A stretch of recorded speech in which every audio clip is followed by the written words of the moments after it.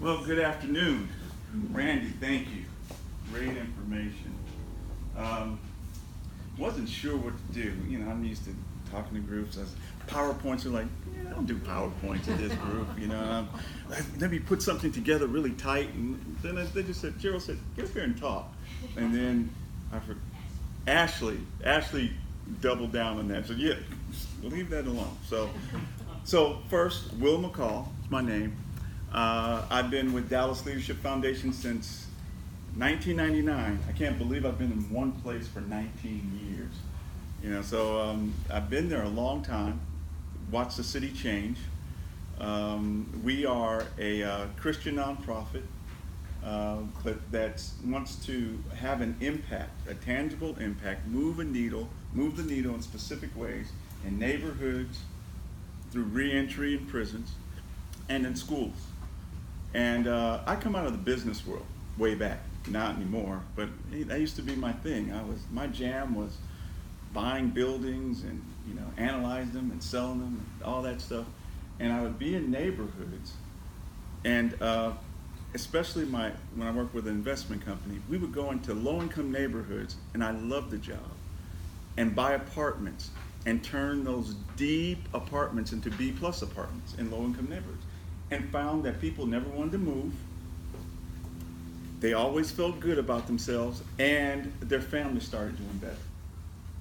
And I didn't understand that I loved that more than the money until I left that job and started working for the big money. And I'm like, I don't really what people do for money is kind of wearing me down. So then I had this call, and I'm a kid who grew up in the church and had the pastors, and so I connected to Gerald, grandfather, great-grandfather, father, and I was the only son. I was like, I'm not doing that. Church people are tough. But it ended up, it's still true. That's why Gerald's here now. But when you have a call, the call does something to you, and you can't outrun it. And so at some point, the Lord made it real clear that I was going to move from that world, and literally through just prayer, my phone rang, this job found me. I had never done anything in nonprofit work, and the job found me, and I've been here for 19 years. But why I'm so connected to it is, how do we move our faith and our works to make a tangible difference in the lives of others? I love City Square. Joe Britt is really a friend, a confidant, and a mentor. Larry James is a great friend. This ministry, they know it, and I'll just say it publicly. I just look, what is City Square doing? Okay, let's take a look and see what we can do similar. And we learn from City Square. And they lead in so many areas, in particular around advocacy. They have great staff, they have great research, they have brilliant people. And so we're not that big. So we don't have a large staff, and that's not our space as a major part of our space, but it's an important part.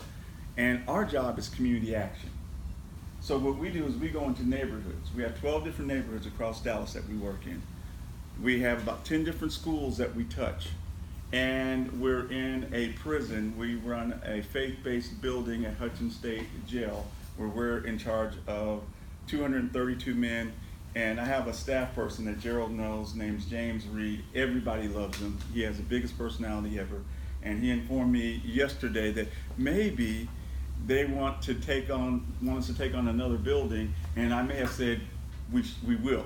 And he hadn't talked about any money, staffing, or strategy, but he's ready to go, and then he dumps it on me. But that's the work that we're called to do. But when Randy was talking about some of the issues around wealth and income disparities, and I'm a part, and I appreciate J.P. Morgan Chase for funding this, and a group called Prosperity Now. If you haven't heard of them, Google them. They have great information out of DC. And what they're doing, they've gone to Miami, Chicago, a number of other cities, and they have done a deep dive just on what Randy was speaking of, the racial wealth inequality in the cities. And we're part of a cohort here in Dallas that they're working with groups that work with people of color that are led by nonprofits that are led by people of color, to help us move the needle, especially around inequality. And if we talk about inequality, we don't talk about race. We're not serious about this. Okay? We're not serious about the issue because the issue is inextricably tied to race. And I'll give you some other numbers because Randy was giving us some great ones. I have a few more that are, because we're going through a deep dive right here in Dallas. So in 1995, the wealth of the average white family was 90, this is across the country, 96,000. Latino family, the net worth was around 7,900, and African American family, 11,600. 1995. So 96,000, Latino 7,900, African American 11,600. So there's somewhere around $80,000 difference, a $90,000 difference, 80, right in that area. 2016, white family, and this is after the downturn from 2008, because we're still trying to catch up. White family, 140,500, went down from 166, where it topped out in 2007. It's now in 2016, 140,500. Latino family, 6,300, and African American family, 3,400. Okay, $3,400 net worth. And that excellent factoid that Randy gave us about an African American dollar being worth 59 cents when you get an extra dollar, and an Anglo dollar being worth over $5 when you get an extra dollar, is true and real. This is what we deal with when we go into neighborhoods, when we're in those 12 neighborhoods, and Hamilton Park is one of our neighborhoods. We know that history, they tell us the history, and it's actually doing well, but their prices are better than some of the South or West or East Dallas neighborhoods, but they're still lagging way behind that region. And so the only way for those families to make more is to move out. Bottom line. And I used to be in the industry of commercial real estate, so I was around when there's been a couple times when I was in the industry and a couple times after the industry where big developers, including TI, God bless them now, they're really a great friend and a partner, but they were trying to assemble all that land, buy it from the folk cheap, and move them out. And it's happened several times. And so what we're dealing with this divide is people are working hard. You have to raise money to do the work that I do, and God bless folk that don't know, and I appreciate people who come out to learn.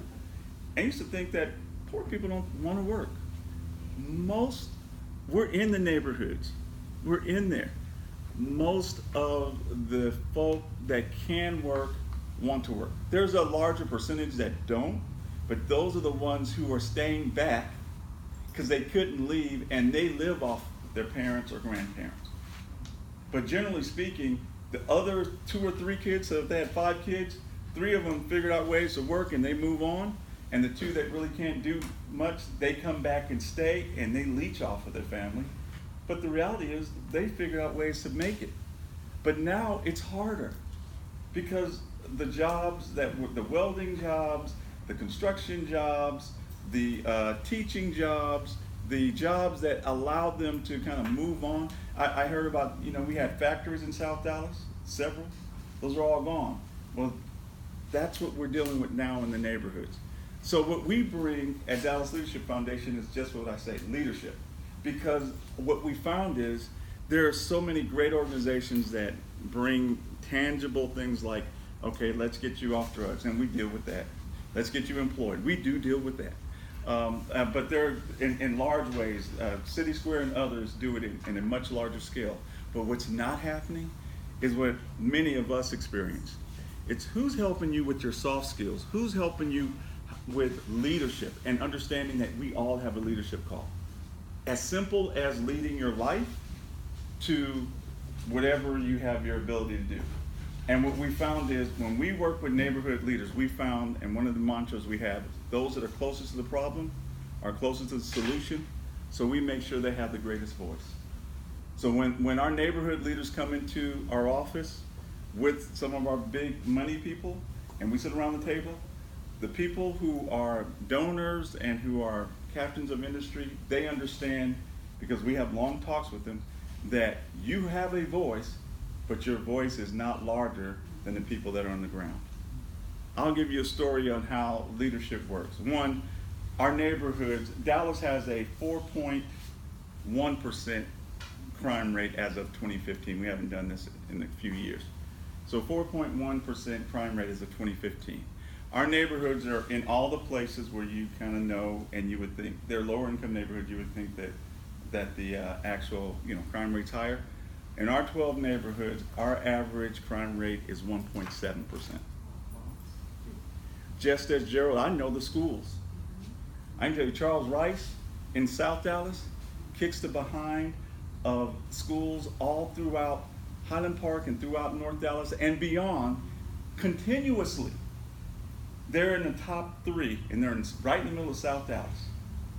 Because when you get good leadership and you get people engaged, things happen.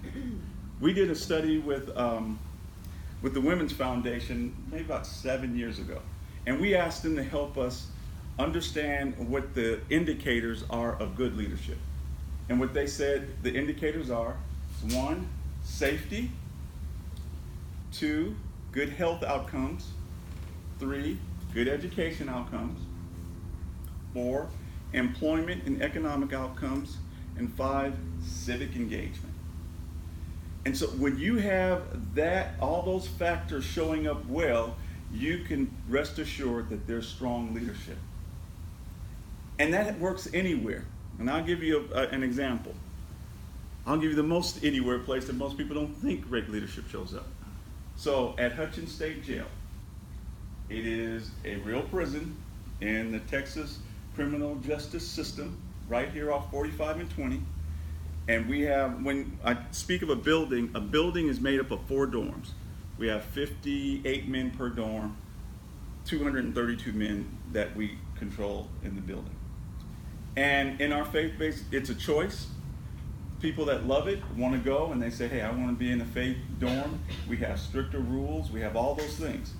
And those that don't, call it the God Pod, and that's where they don't want to go. And so just this literally happened 2 or 3 weeks ago, about 2 weeks ago. Our leader who runs that program, James, was out of town on family business. And this never happens. It's kind of against the rules because it's dangerous. So one, we have in those 4 dorms, 2 dorms are long-term people, 2 dorms are short-term people. So if you haven't been in prison, the one thing you don't do is you don't put long and short-term people together, because long-term people try to jack up short-term people kind of get in with long-term people, and they have clashes. Not to mention gangs and all that stuff. But that works because we have the faith-based dorm and people, they're used to that. So we're already breaking the norm. But then somebody made the mistake and said, well, you guys have 25 beds open and we need them because we just got the 25 guys who just came from county on their way to their longer sentences, and we got to put them somewhere, and we're going to put them in one of your dorms. And one, you got the stress of going from county to the prison. So then they're coming into a new space, and then they're being told where to go. When that happened, and our leader's out of town, the young lady Katie, who was one of the assistants in that program, she brought, and we in our building we have a conference room of sorts. She brought all 25 guys in. I want you to understand. I want you to have a picture. So when you're coming in, you have a cot when you're going to prison, but there's no mattress on it. You carry a little mattress, and you carry all your things. So you got 25 guys who are being forced to go into the God Pod, and they're not happy, and they go into this room that's about half this size, so they're stuffed in there.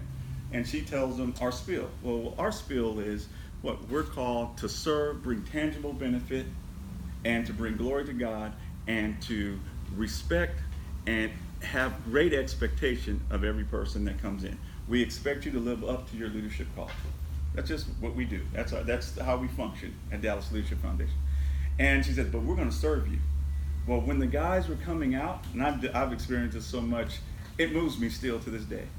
All the guys in white, when they opened the door with the guys were clapping on two sides, and then there were some guys that were coming and taking their mats and taking their things, and they were walking them to their bunks. Everything she said, now they're doing in spades right in front of them. And then these guys aren't happy. They said they don't want to be in the God pod. And we had guys that were big time gang members to atheists. There were 28 of them. That day, all 28 said they wanted to stay. To this day, 20 of the 28 stayed. Okay? But that's what happens when you give the soft skill of leadership, dignity, and expectation. It's not just that we want to hug them up. We have an expectation for you to live up to. And when we talk about schools in the southern sector, that's what Charles Rice, that's what Principal Jones would do. And now she's moved to a whole other school that we're working with her in the neighborhood. And then when you get to the neighborhood and say, you know what, you can have a safer neighborhood, but you have to do some work, because we're never going to work harder on your life than you will ever work. But you know what we're going to do? We're going to respect your intellect. We work in partnership. At Dallas Leadership Foundation, we talk about we identify, affirm, and develop leaders, local leaders, to create long-term transformation.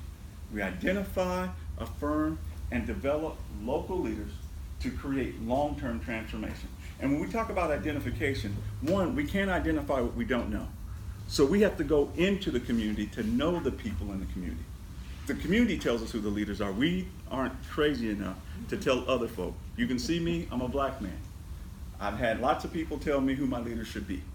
Okay, so Lord knows I can't go out and do that.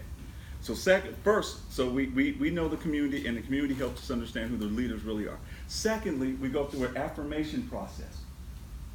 Well, affirmation from my man Gerald means a whole lot to me. It's great to get it from a stranger, but when Gerald says it, it's coming from a deeper place. So then I feel like that affirmation means something, so I'm ready to live up to that affirmation that I received. And then thirdly, we go through a development process. But development is never healthy if it's not two ways. We are first developed by them. They teach us the culture of their community. They show us where the assets are in their community. They help us understand the best strategies to connect to their community. And then we bring assets and strategies and resources to the community, and what we do together expedites the transformation. So that's what we see in leadership, and that's what's missing oftentimes, because no matter what the problem is, from teen pregnancy to issues of incarceration in prison, what's usually missing is a critical mass of resource network equipped local leaders. So that's what we're called to do.